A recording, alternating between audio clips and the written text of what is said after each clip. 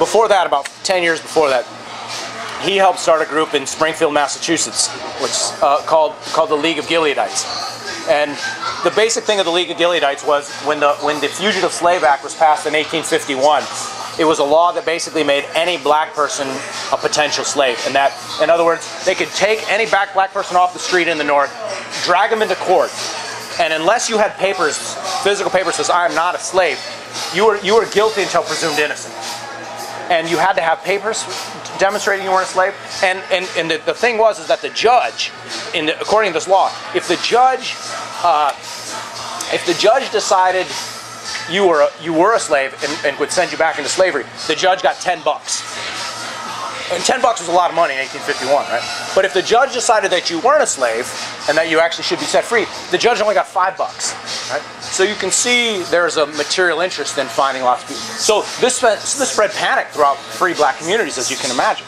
And so what John Brown and some of the black community of Springfield came up with, the League of Gileadites. And basically they said, any person who is being dragged back into slavery, this group, consisting of men, women, elderly, young, children, including children, any group that sees an African American being seized by slavery will use all means to seize that person and take them into freedom and deliver them into freedom, right? And they said one of the main tactics was if you are being chased by a slave master or by a slave catcher, if you're being chased by a slave catcher, what you do is go to your favorite white liberal's house, knock on their door and say, I got a slave catcher on my ass. Can I come in your house and sit for a while?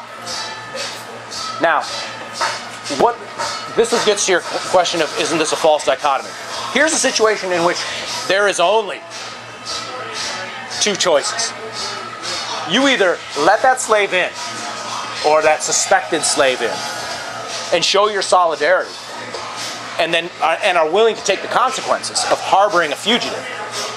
Or you say, oh, I'd love to have you in here. I give lots of money to the Humane Society, and I'm very slavery is just this horrible, awful thing. But goodness, I've got a bridge team coming. I've got things to do. My kids have to go to school. I'm going to shut the door. Good luck with you. Go next door. Yeah, shut the door. That person can claim to be as liberal as he or she wants, and that person has just helped the slave catcher. There's no fence to sit on when a slave comes to your door, or a fugitive, a suspected fugitive comes to your door. So I want to say some situations are black and white. And the whole goal of fanaticism is to get rid of that middle ground and do exactly what John Brown did. And that leads to my third feature of the fanatic. Is not only does the fanatic refuse to compromise and then see the world in terms of friends and enemies, thirdly, the fanatic seeks to squeeze and put pressure on the moderate middle. And in fact, if you look at the anti-abortion literature, for example, which I've been unfortunately reading a lot of lately, is their main criticism isn't so much on the pro-abortion or pro-choice side. They attack the moderate anti-abortion movement because they say the moderates are willing to cut deals. And they say, look, if you say abortion is murder, and yet you're not willing to act like George Tiller was a murderer, and you're not willing to attack his church that he sits in, you're not willing to go to his home and bust up his house, and bust up his clinics, then you are objectively allowing George Tiller to murder babies. Their movement just got split. Do you realize that? Like this guy Ryan in Congress right now, he said we want to be pro-contraception and I'm pro-life, but they kicked him off all the pro-life groups. So no, we're anti-contraception. So the anti-contraception, pro-contraception, 5% is the only anti-contraception. They are the leaders of the movement. So 95% of their base just fell out. I'd be skeptical of that 95% number, but that's interesting. But what the fanatic tries to do is the fanatic tries to get rid of that middle ground and to basically push the moderates to say, I'm either with this principled side or I'm for the other side. So the moderate tries to get rid of that middle ground. The fourth thing that a zealot tries to do is a zealot and this is the part where I'm going to actually disagree with groups like the Earth Liberation Front and the Animal Liberation Front. Because most zealots, fanatical groups, try to build a constituency, as I call it. Build a constituency. In other words, what the anti-abortion movement calls it is to build a remnant of his people, a remnant of God's people. In other words, they try to say that the whole goal, if you look at like Operation Rescue and the original founder of a guy named Randall Terry, he says, we don't need everyone to be anti-abortion, and we don't need everyone to even go fight on the front lines against abortion. All we need is a remnant, a small group of people who are so dedicated to the cause that they are willing to endure anything in order to change public opinion, to create a new hegemony. So the effective zealots, I want to argue, are groups that seek to build a constituency. The abolitionists did this. The early anti-abortion movement did this. They're trying to build a group of people who are willing to fight and fight hard for the cause. John Brown always said, he says, look, I'd rather have in my camp, and this is when he's fighting in Kansas, I'd rather have cholera, I'd rather have malaria, I'd rather have the plague, I'd rather have all this. If you can give me 10 men of strong principles, I'll take anything you got.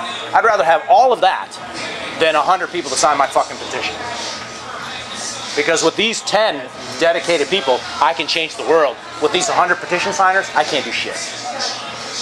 So, that's the fourth thing, build a constituency. The fifth thing is that the zealot isn't willing to engage in direct action. And by direct action, I simply mean that a zealot is willing to do the thing that brings about change the most quickly and effectively without concern to whether it's illegal or not. And that may mean doing things that are outside the law. That may mean sacrificing others, killing them. And that may mean sacrificing yourself, going to prison, etc. So a willingness to sacrifice oneself and others by engaging in direct action. Yes?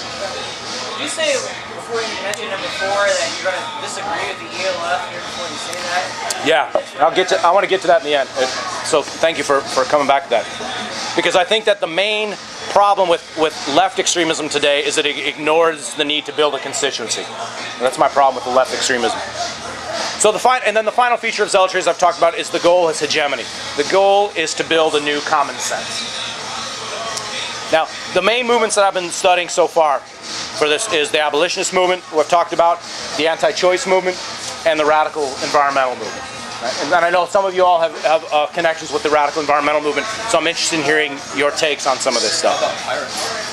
Like piracy, like they're willing to, like, people do, like, politically prisoner, like they'll support other people, they'll say, oh, I'm getting sued by this corporation, and people will come to their aid and support them. They'll always take direct action against anything that's going to be for charge, and the Pirate Party is like a new political party, just formed in England. They got 7 million potential votes this first year. The pirates, you said? Pirate Party, that's correct. Yeah, the Pirate Party. Because the government threatens you with a $50,000 fine, and you're like saying, I'm just sharing. Well, that's, if you're going to get threatened at that fine, then you'll vote for the party that supports your right to privacy and your right to no copyrights and patent infringement.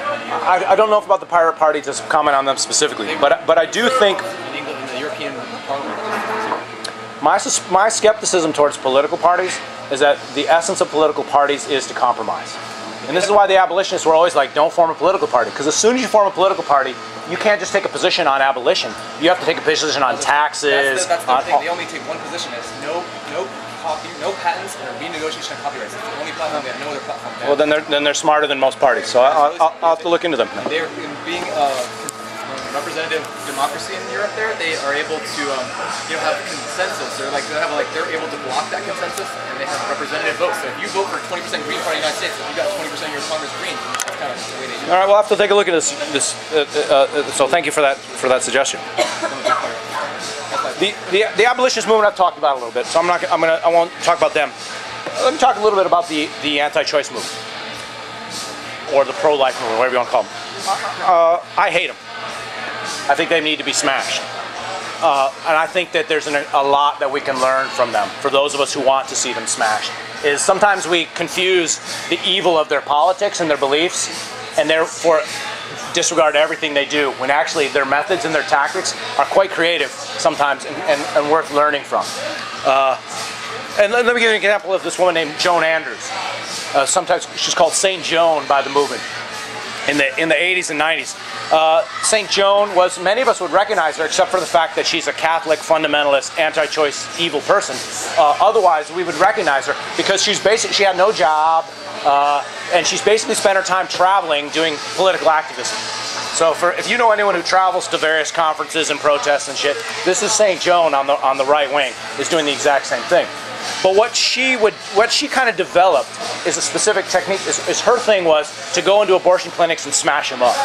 So she would sneak into clinics. She would use the patriarchal assumptions of clinic defenders to say, oh, it's a woman, whatever, to sneak around them and get in and immediately start smashing equipment. And she would smash as much equipment as she could.